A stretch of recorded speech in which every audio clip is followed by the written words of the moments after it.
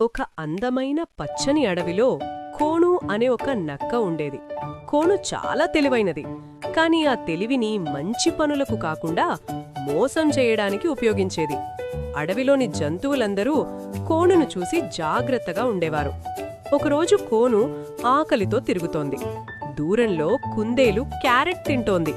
కోణు దగ్గరికి వెళ్లి, అయ్యో కుందేలు, నీ వెనుక పెద్ద పులి వస్తోంది అని అబద్ధం చెప్పింది. భయపడిన కుందేలు క్యారెట్ వదిలేసి పారిపోయింది. కోణు నవ్వుతూ క్యారెట్ తింది. మరొక రోజు కోతి చెట్టు మీద మామిడి తింటోంది. కోణు క్రింద నిలబడి, కోతి, నీ చెట్టు కూలిపోతుంది, వెంటనే దిగిపో అని అరిచింది.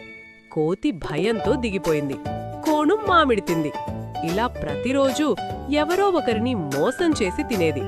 మొదట్లో జంతువులు భయపడ్డారు, కాని తర్వాత కోణు మాటలన్నీ అబద్ధమని గ్రహించారు. ఒక సాయంత్రం అడవిలో నిజంగా ప్రమాదమొచ్చింది. భారీ గాలి, వర్షం మొదలయ్యాయి. చిన్న జంతువులు భయంతో పరుగులు పెట్టాయి. కోణు కూడా ఒక గుంత దగ్గర చిక్కుకుపోయింది. మట్టిలో జారిపడింది. బయటకు రావడానికి ప్రయత్నించింది, కాని కాలేకపోయింది. సహాయం, సహాయం అని కోణు అరిచింది. దగ్గరగా వెళ్లిన జింక వినింది, కాని జింక అనుకుంది, ఇది మళ్ళీ ఏదో మోసం చేస్తుందేమో అని వెళ్ళిపోయింది. కుందేలు కూడా విన్నది, నాకు పులి వస్తుందని చెప్పింది, ఇది నిజం కాదు అని వెళ్ళిపోయింది. కోతి కూడా వినింది, చెట్టు కూలిపోతుందని చెప్పింది, ఇప్పుడు నేనెందుకు నమ్మాలి అని వెళ్ళిపోయింది. కోణు గుండెల్లో భయం పెరిగింది. నేనందరినీ మోసం చేశాను, అందుకే ఎవ్వరూ నమ్మడం లేదు అని బాధపడింది. వర్షం ఇంకా పెరిగింది. కోణు పూర్తిగా బలహీనమైంది. అప్పుడు ఒక చిన్న పిట్ట పైనుండి చూసింది. అది పరిస్థితి నిజమని అర్థం చేసుకుంది. వెంటనే పెద్ద ఏనుగుని పిలిచింది. ఏనుగు వచ్చి తన పొడవైన తొండంతో కోణును బయటకు లాగింది. కోణు పూర్తిగా తడిసి వణికుతూ బయటకు వచ్చింది. ఏనుగు గంభీరంగా అడిగింది, నువ్వు ఎప్పుడూ మోసం చేస్తావు, అందుకే ఎవ్వరూ నమ్మలేదు. ఇప్పుడు నీకు ఎలా అనిపిస్తోంది? కోణు కన్నీళ్లతో చెప్పింది, నేను తప్పు చేశాను, తెలివిని తప్పుగా వాడాను, ఇక నుంచి మోసం చెయ్యను, నిజాయితీగా ఉంటాను. ఆ రోజు కోణు నిజంగా మారాలని నిర్ణయించింది. మరుసటి రోజు అడవిలోని జంతువులందర్నీ పిలిచింది.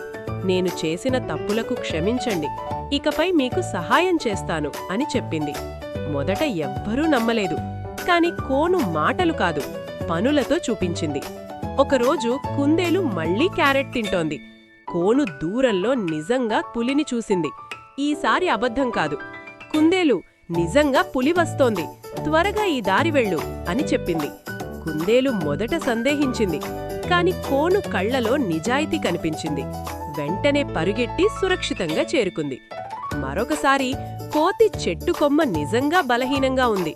కోణు గమనించింది, కోతి, ఈసారి నిజం, ఆ కొమ్మ బలహీనంగా ఉంది. కోతి చెట్టు మార్చుకుంది. కొద్దిసేపటికే ఆ కొమ్మ విరిగిపోయింది. జంతువులందరూ ఆశ్చర్యపోయారు. కోణు నిజంగా మారింది అని అనుకున్నారు. కొన్ని రోజుల తర్వాత అడవిలో ఒక పెద్ద సమస్య వచ్చింది. ఆహారం తగ్గిపోయింది. అందరూ ఆందోళనలో పడ్డారు. కోణు ఒక ప్లాన్ చెప్పింది, మనమందరం కలిసి పనిచేస్తే సమస్య పరిష్కారమవుతుంది. ఎవరు ఏ పనిలో బలంగా ఉన్నారో అది చేద్దాం అని. ఏనుగు నీరు తెచ్చింది, కోతి పండ్లు తెచ్చింది, కుందేలు కూరగాయలు సేకరించింది. కోణు అందరినీ సమన్వయం చేసింది. కొద్ది రోజుల్లోనే అడవి మళ్లీ సంతోషంగా మారింది.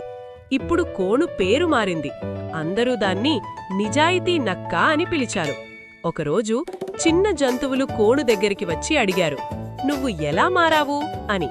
కోణు నవ్వుతూ చెప్పింది, మోసం చేస్తే తాత్కాలిక లాభమొస్తుంది, కాని నిజాయితీతో జీవిస్తే జీవితాంతం స్నేహం దక్కుతుంది.